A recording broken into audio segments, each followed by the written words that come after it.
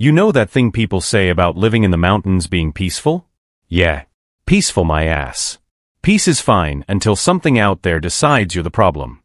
That night, I was sitting on the porch in my old rocking chair, rocking just slow enough not to squeak, waiting for trouble. Not trouble like the city folk mean. No, this was 120 pounds of muscle, claws, and teeth that had been stalking my property for days. Lights were off. Yard sensors disabled. No glowing come rob me beacon in the dark. Just me, the porch, and the forest pressing in on all sides. The air had that crisp early autumn bite that makes you start thinking about firewood and snow chains. Patience isn't a virtue for me, it's a weapon.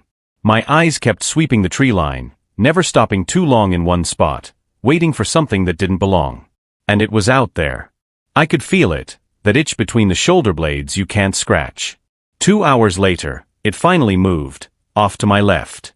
No sudden jerks, just a slow turn of my head like I was bored. I brought the rifle up at a snail's pace, scope pressed to my eye, flipped on the night vision, and the forest bled into shades of green. The shape was easy to spot now, a lighter, softer outline creeping toward the north side of my cabin. Half a breath out. Hold. Trigger squeeze. The pop of the tranquilizer dart was almost polite. No Hollywood bang, no heroic music. Just a solid thwip, followed by a short, pissed-off thrash in the grass. 30 yards away, the mountain lion lay still. Beautiful animal. Wrong place, wrong time. I regret it, but I don't apologize for it. Winter's coming, and if you think I'm going to risk my hands, my chickens, or my damn face, you're out of your mind. I slung it into the steel transport cage. 70 pounds of unconscious predator isn't light, but I've carried worse, and locked it up by the shed. Pulled the dart out carefully so it wouldn't cause more damage.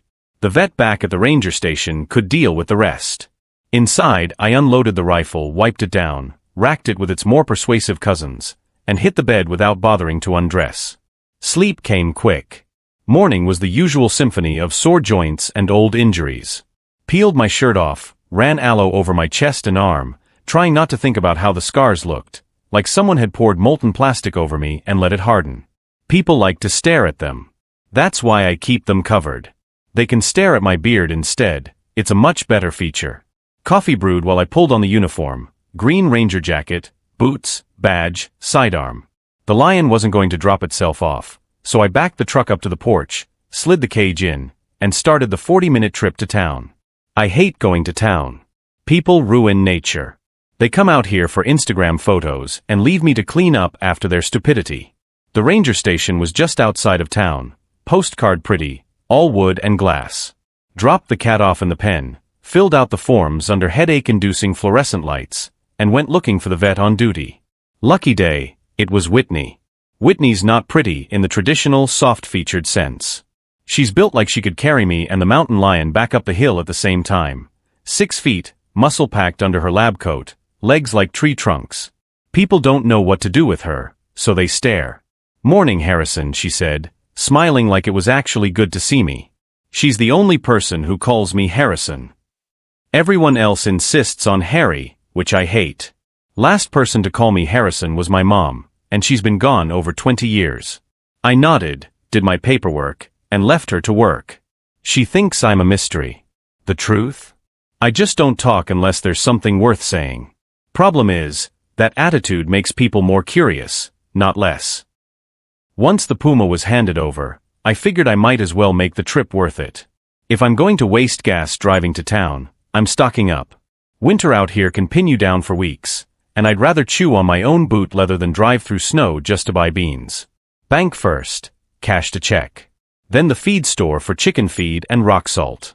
General store for flour, beans, ramen, oil, spark plugs, spare snowmobile tracks. By the time I was done, the truck was groaning like an old man getting up from the couch. Last stop before food was B&B Guns. Bob, the owner, talks more than a caffeinated parrot. He's the type who could narrate his own funeral and still take questions from the audience. I let him ramble while I browsed. No point in fighting it. That's when I saw it in the display case, a Ruger Blackhawk 3-screw, untouched by that ridiculous safety conversion. A relic from back when guns were made for men who didn't drop them like idiots. Smooth action, clean rifling. I didn't need it, but I also did not need it. Added it to my pile, along with a case of .357 and a skinning knife. Come back any time, Ranger. Bob hollered as I left. Yeah, sure, Bob. In about 6 months, maybe. Mom's Diner was my next stop, small silver 1950s style joint run by Janet, who cooks like she's trying to bribe God. Lucy, the waitress, took my order without writing it down. Coffee, waffles, bacon, wheat toast, orange juice. I'd barely said more words in a week, so my voice came out like gravel in a blender. Lucy has this hobby of inventing backstories for customers. I could tell by the way she was looking at me that she was imagining I lived in a cave with a pack of wolves, only coming down once a year to trade pelts for whiskey and women. I didn't correct her. It wasn't entirely wrong. Coffee was hot, food was good, but sitting there in town always stirs up crap I'd rather leave buried. That diner reminded me of one in Morro Bay, California. Same red booths, same smell of bacon and bleach. That's where I'd last seen my fiancée. I'd just come back from Afghanistan, 10 months away. Called her, Margot, to say I was back. She said to meet at the cafe for lunch. She walked in, same as always, raven hair, fast walk, a smile you could mistake for love if you didn't know better. No kiss hello. That should have been my first clue. She sat down, folded her hands, and in that polite, condescending tone people reserve for firing employees, said she'd met someone else. A stockbroker. Wonderful man, she called him. Apparently, he doesn't go running off playing soldier. I didn't say much. Didn't need to. 10 months of carrying her memory through dust, blood, and bad coffee, only to find out she'd been keeping herself warm with someone else's money. I got up, walked out. She called after me, but I didn't turn around. Spent the next week drunk enough to pickle my liver, then cut my leave short and volunteered for another deployment. Not my proudest moment, but it kept me from putting my fist through her windshield. Finished my food, tipped heavy, and hit the road back to the mountains. Town's fine for supplies, but I can feel my patience rotting if I stay too long. Driving the dirt road home, I noticed fresh tire tracks on the shoulder, too close to the edge, grass pressed down where a rookie driver had nearly gotten stuck. I stopped short of the clearing, grabbed binoculars from the glove box, scanned the cabin. No movement, but there was a truck parked beside the porch, a Ranger vehicle. I hadn't left my radio on all day, so I had no idea who decided to pay a visit. Pulled in slow, and there she was. Whitney. Sitting in my rocking chair like she owned the place. You had some mail, she said, holding up a small satchel. Figured I'd bring it, since you don't come down often. Then she hesitated, cheeks pink. And I wanted to see where you live. I gave her the standard one-word nod. Coffee? I asked. Her face lit up like I'd offered her the deed to the cabin. I'd love some. I brought her inside, started the coffee, unloaded supplies. She made slow laps around the room, taking in the photos on the wall, my parents, my brother, a few military shots. She kept glancing at me like she wanted to ask questions but wasn't sure if I'd bite her head off or just ignore her. Finally, she sat on the couch, coffee in hand, and asked, "Can I tell you something? Something I've never told anyone up here." That's where things started to change. She sat there for a second, staring into her mug like the coffee might give her permission to speak. Then she started. I was fresh out of college, she said. Got my first real vet job, way out in the sticks. Cattle, horses, the occasional dog. My dream gig. She told me about a call to check on a lame show horse. Hour drive on dirt roads, nothing serious, just a bruised hoof. But halfway back, her truck broke down. No cell service, CB useless. She started walking. About 10 miles in, a guy in a pickup stopped, she said, voice flattening. Didn't know him. Creepy as hell, but my feet were shot. I figured I could put up with the weird vibes for 15 more miles. He didn't take her to town. Pulled off the road, demanded payment. Not money. The rest, she didn't need to say much. Broken wrist, broken nose, both eyes swollen shut. Left in the dirt like trash. She somehow got to town, where a local woman wrapped her in a blanket and called the cops. The guy was never found. She spent years scared he'd come back. Moved home, therapy, nothing helped. Until one day at physical therapy, she met a female bodybuilder who'd been through her own hell. Whitney decided she wasn't going to be scared again. It's been 10 years, she said. I'm stronger now, in every way. Most people just see a freak. But you, she looked at me. You've never looked at me like that. I didn't say much. I'm not wired for big speeches. But I respected her a little more for telling it. Takes guts to say something like that out loud. You want to stay for dinner? I asked. She looked like I'd just handed her a winning lottery ticket. I'd love to. The evening was quiet. She helped me store supplies and knock out a few chores, hauling wood, clearing brush, feeding the chickens. Dinner was chicken breast sautéed with garlic and onions, baked potatoes, salad, and cold apple cider. Afterward, we sat on the porch with a bottle of wine, watching the sun sink behind the trees. I told her the road got tricky after dark and she could stay. No wink, no innuendo, just practical advice. When I brought her a set of sweats to sleep in, she looked at the bed, then at me. I'm not ready for anything. But I'd like to sleep next to someone. Just sleep. I'm not sure why, but I said yes. It took me forever to fall asleep, her scent, her warmth, the fact that my body hadn't been this close to anyone in years. But eventually, I did. In the morning, I woke up with my arm around her. I started to pull away, but she put her hand on mine and said, "It's okay. Kinda nice." We made breakfast in silence, side by side, like we'd been doing it for years. Before she left, she said she wanted to come back. I'd like that, I told her, meaning it more than I expected. That was the first crack in the armor. I didn't know it yet, but it wouldn't be the last. A couple of days later, I was out clearing brush with my old scythe, a 100-year-old blade that still cut cleaner than most new ones, when I heard a truck coming up the road. My grip on the handle tightened. You live out here long enough, you learn to read the sound of engines. This wasn't mine, and it wasn't any of my neighbors. Then I caught a glimpse of it, Whitney's truck. She pulled into the clearing, spotted me sweating like hell and fumbling to button up my shirt like a teenager caught with a Playboy. Brought your sweats back. Clean. And I picked up stuff for dinner, she said, almost shy. Hope that's okay. I nodded toward the trees. Need a shower before dinner. Go ahead, she said with a grin. I know where the kitchen is. I'll cook tonight. By the time I came out of the shower, she was moving around my kitchen like she owned the place. Steak sizzling, salad prepped, coffee ready.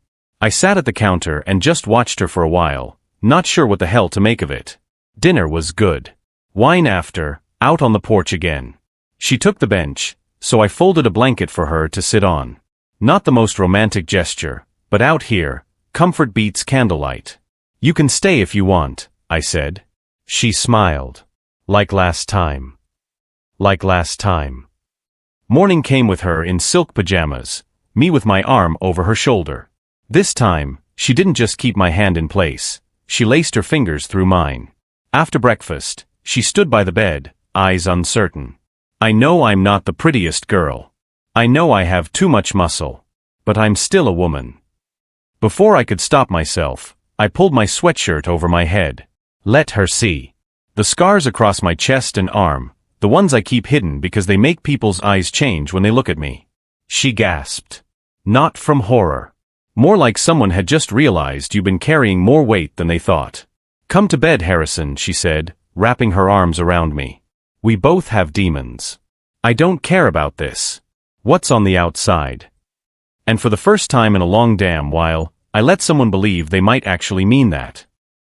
Waking up next to her the next morning felt different. Not awkward, not forced, just steady. Like I'd rolled over and found someone who'd always been there. She stayed in bed while I went through my usual morning routine, coffee, quick sweep of the yard, mental checklist of the day's chores. When I came back, she was wrapped in the blanket, hair a mess, looking like she'd just realized she was comfortable in a place she'd never been before this week. Over breakfast, she said, I'd like to come back.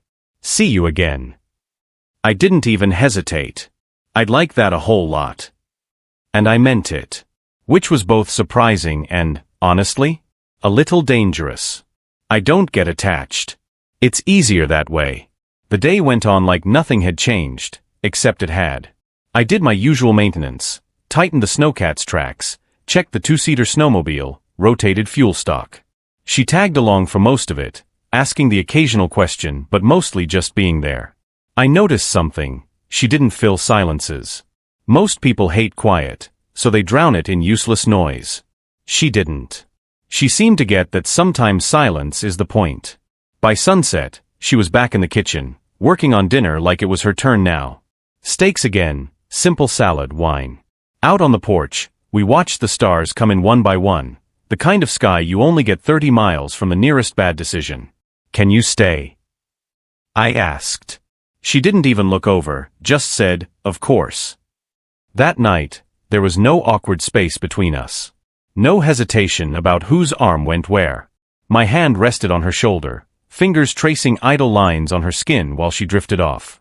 And for the first time in years, I realized I hadn't been thinking about the past. Not the fire, not Margot, not Afghanistan. Just her breathing next to me. I should have known that was the warning sign. The quiet before the trouble. It started small. It always does. A couple days after she left, I was out in the clearing cutting back the overgrowth when I noticed a cigarette but in the dirt near the treeline. Wrong brand, wrong spot. I don't smoke, and none of my neighbors are dumb enough to walk this close without calling first. Mountain living is simple: you respect boundaries, or you disappear into the missing persons column. I scanned the tree line, but there was nothing. Still, the hairs on my neck were up. Later that afternoon, I spotted fresh ATV tracks on the trail about a mile down. Not mine, and not from any ranger I knew. They'd cut off into the forest toward the creek, a place that's more trouble to get to than it's worth unless you're looking for something you shouldn't be. I logged the location and went about my day, but my brain was already in combat checklist mode: stock ammo, check locks, review sightlines. By sunset, I decided not to mention it to Whitney yet. No sense in putting a shadow over something that had just started feeling normal. That night, I sat on the porch with the lights out, just listening. Nothing but the crickets and the faint rush of the creek in the distance. Still, I could feel it, the shift. Once you've lived through enough bad things, you can smell the next one before it shows up. And this one? This one was going to be personal. 3 days later, I was tightening the last bolt on the snowmobile when I heard the crunch of tires on gravel. Whitney's truck. Only, she wasn't the first thing I noticed. It was the footprints in the damp dirt by the chicken coop. Too big for her, too fresh to be mine. I'd been back there less than an hour ago, and they hadn't been there then. Whitney hopped out of her truck with a grocery bag in hand and that easy grin she's been wearing more lately. "I brought dinner." "And wine," she said, holding it up like a peace offering. I nodded, but my eyes were still on the coop. She followed my line of sight. "Something wrong?" "Not yet," I said. "Get inside." While she unpacked in the kitchen, I did a quick perimeter check. Whoever had been here wasn't an amateur, stayed off the main path, kept to the shadows. The tracks faded toward the treeline, and the undergrowth was just bent enough to show where they'd slipped through. When I came back in, Whitney was seasoning steaks. "You're quiet," she said. "Even for you." "Someone's been around," I told her. Not a ranger, not a neighbor. Her face didn't change much, but I saw the little flicker in her eyes: recognition. She's been in enough bad situations to know what that meant. We ate on the porch like nothing was wrong, but I stayed in the rocker, eyes on the dark. Whitney finally said, "You think it's connected to me?" I didn't answer right away. The truth was, I didn't know. Could have been someone scouting the property for theft. Could have been some idiot hunter thinking my land was theirs. Or it could have been something worse. When the plates were empty and the stars were out, I finally said, "You can stay tonight. Door stays locked." She didn't argue. That night, I left the rifle by the bed. Not paranoia. Just experience. I woke up at 2:47 a.m. Not to a sound. Not to movement. Just that old familiar something's wrong pulse in the back of my skull, the one that's kept me alive more than once. Whitney was still asleep beside me. I slid out of bed slow, grabbed the rifle, and padded barefoot to the living room. The floorboards know better than to squeak for me. Through the front window, I saw it. A faint beam of light sweeping across the clearing, moving slow. Someone with a flashlight, keeping it low, like they'd done this before. I eased the door open just enough to slip out onto the porch, the cold biting through my t-shirt. The flashlight stopped moving for a few seconds. That's when I saw the second one, further out, circling wide. 2 of them. This wasn't some lost hiker. This was recon. I waited until the closer one got to the chicken coop, then chambered a round loud enough to carry. The sound snapped across the clearing like a bone breaking.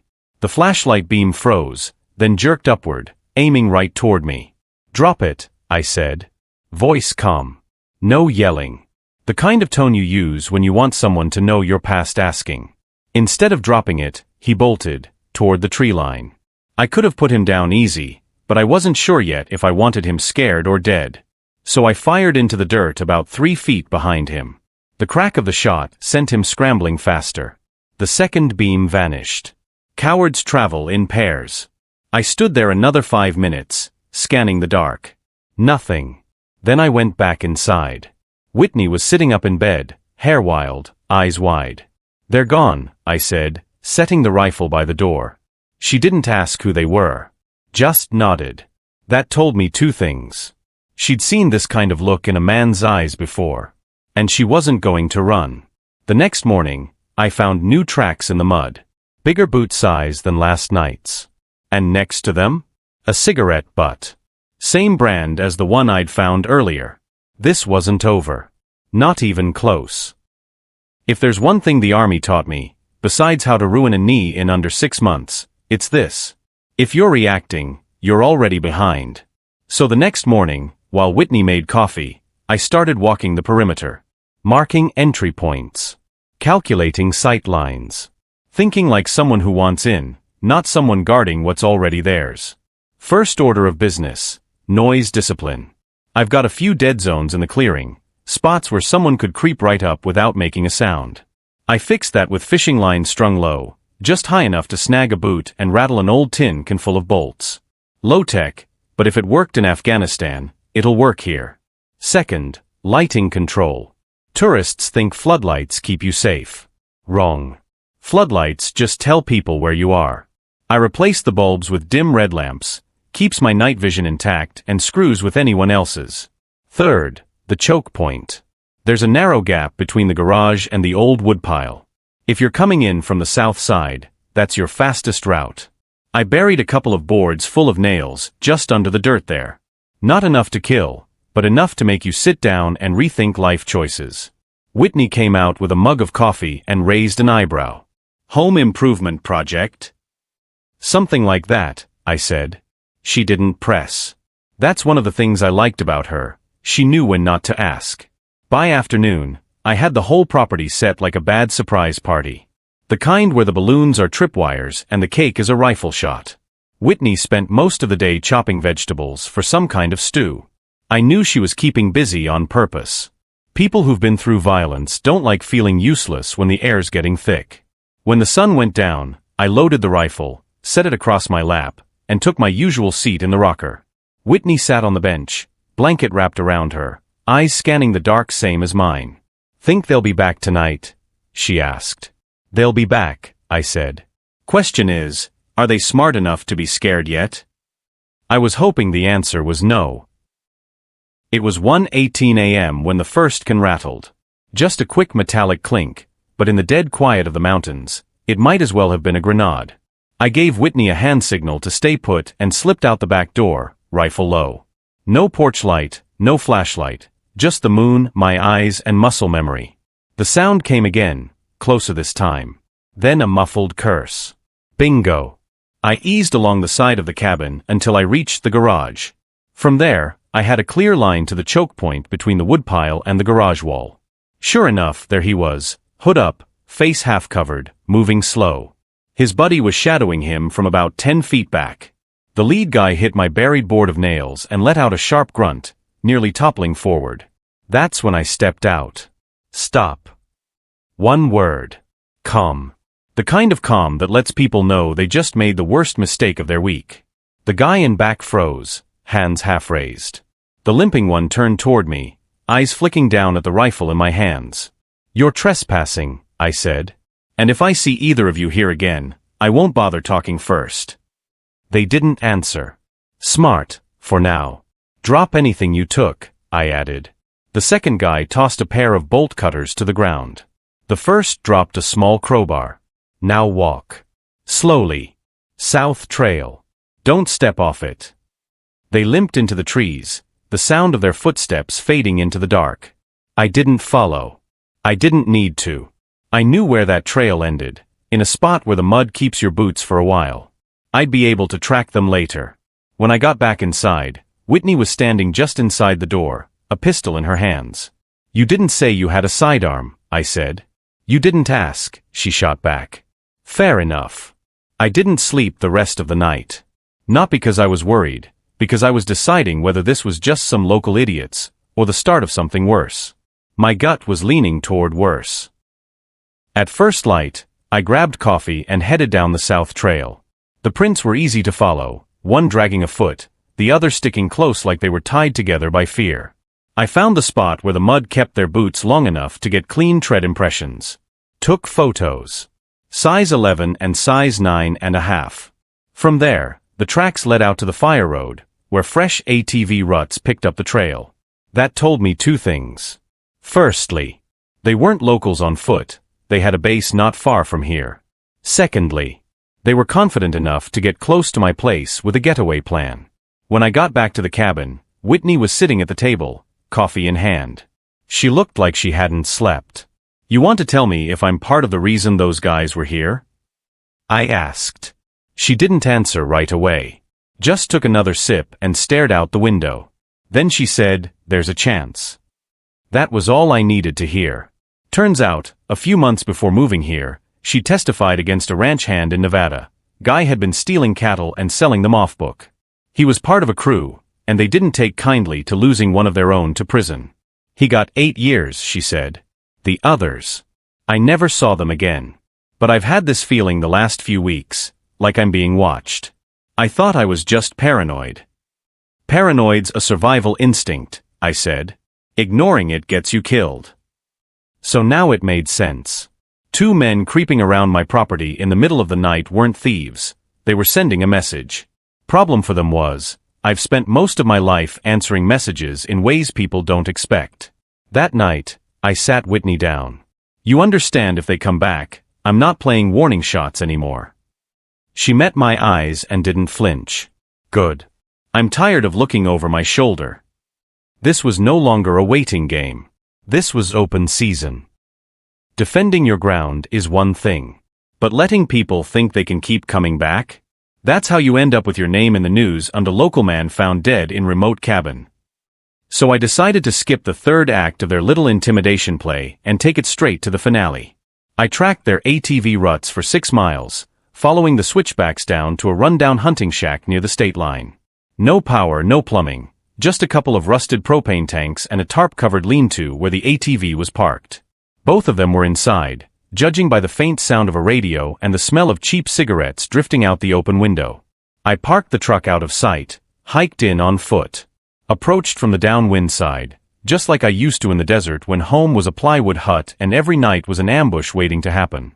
First thing I did was deal with their ride, pulled the spark plug from the ATV, sliced the rear tires, and dumped the gas in a neat little puddle 20 feet away. If they tried to run, they'd be doing it on foot. Next, I knocked. Not politely. 3 hard bangs with the butt of my rifle. When the door opened, I stepped in close enough for the barrel to be the first thing they saw. You've got 10 seconds to explain why you were on my property, I said. The guy with the limp, the one who'd eaten my nail board, glanced at his buddy like he might get back up. Wrong move. His buddy started to speak, but I cut him off. Try again. Without the part where you lie. It didn't take long to get the truth. They'd been sent to scare Whitney, maybe trash my place in the process, as payback for her testimony. They figured they'd keep coming back until she got the message to leave. Problem for them was, they'd brought that game to the wrong porch. Here's how it's going to go, I said. You're going to pack your gear, hike down the fire road, and disappear. If you ever set foot on my trail again, you won't walk back out. They both nodded like bobbleheads. I made sure they left on foot, gear slung over their shoulders, limping into the trees like the losers they were. On the hike back to my truck, I decided 2 things. 1, they were scared enough to stay gone for now. 2, scared isn't the same as smart. I'd be ready if they got stupid. For a week, nothing. No fresh tracks, no cigarette butts, no rattling cans in the dark. Almost enough to make you think they'd learned their lesson. Almost. On day 8, I found an envelope wedged under the wiper blade of Whitney's truck.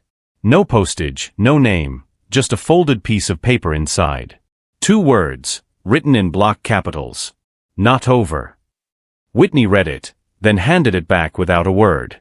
No fear in her eyes, but there was a tightness in her jaw, like she'd been waiting for this shoe to drop.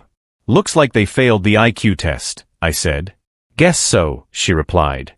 That night, I didn't bother with the porch watch. Instead, I set up in the loft, dark, high angle, perfect line of sight on the clearing. The rifle rested on the windowsill, chambered and ready. I'd swapped the usual tranquilizer dart for the kind of round that didn't need explaining afterward. At 3:12 a.m., the cans rattled. Slow footsteps, careful, too careful. Whoever it was had been here enough to know where the obvious traps were. Then I saw him, alone this time, the one without the limp. Crawling low, hugging the shadows. Heading for the side window. I waited until he was halfway there, then flicked on the red porch light. He froze. I chambered around loud enough to echo. You're alone tonight, I called down. Bad idea. He bolted for the tree lean. I let him get to the edge before putting a round into the dirt by his left boot. He fell forward, scrambled up, and vanished into the dark. When I came back inside, Whitney was waiting by the door, pistol in hand. You didn't hit him, she said, not a question. Didn't need to, I replied. He won't be back. Not unless he's suicidal.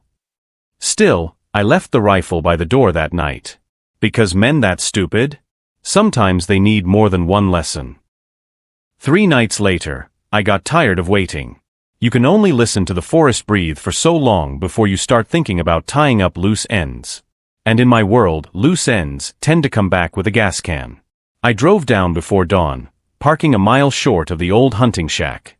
The limp was a dead giveaway. My nailboard friend was back, moving slower than I remembered. His partner wasn't with him. That was my first good sign. The second was the ATV. They'd replaced the tires and spark plug, but were too lazy to move camp. I waited until he stepped inside, then closed the distance. No knocking this time. Just pushed the door open and let the cold air follow me in. He looked up from whatever cheap whiskey he'd been drowning in and froze. Where's your friend? I asked. Gone, he croaked. Took off after the last time. Said you'd, he cut himself off. Smart man, I said. Shame you're not him. I told him how this was going to work. He'd pack his crap, leave the state, and never breathe my air again. If I heard so much as a rumor he'd been within 50 miles of Whitney, I'd come looking. And I wouldn't bring the rifle for show. He must have believed me because 15 minutes later he was gone, stuffed a duffel, grabbed his coat, and started down the trail without looking back. I could have ended it differently. A part of me wanted to. Would have been easy. But the thing about revenge is knowing when to stop swinging. If you don't, you just become another problem that needs solving. When I got back to the cabin, Whitney was on the porch with 2 mugs of coffee. Quiet night? She asked. Quieter now, I said, taking one from her. We sat in the rocker and the bench like nothing had happened, watching the first light hit the treetops. The air was clean, the kind of cold that wakes you up without slapping you in the face. For the first time in weeks, I didn't feel the hair on my neck standing up. Think it's over? She asked. I took a slow sip, keeping my eyes on the horizon. For now. And for me, for now was good enough. A month after the last visitor limped out of our lives, the mountains went back to their usual rhythm. Cold mornings, long shadows, and the kind of silence that doesn't feel like it's holding its breath anymore. Whitney still came up most weekends. Sometimes she stayed for a week if work at the ranger station was light. She'd bring groceries. I'd supply the heat and coffee. We didn't talk about what this is, that's city people thinking. Out here, if you keep showing up, that's all the label you need. I noticed changes, though.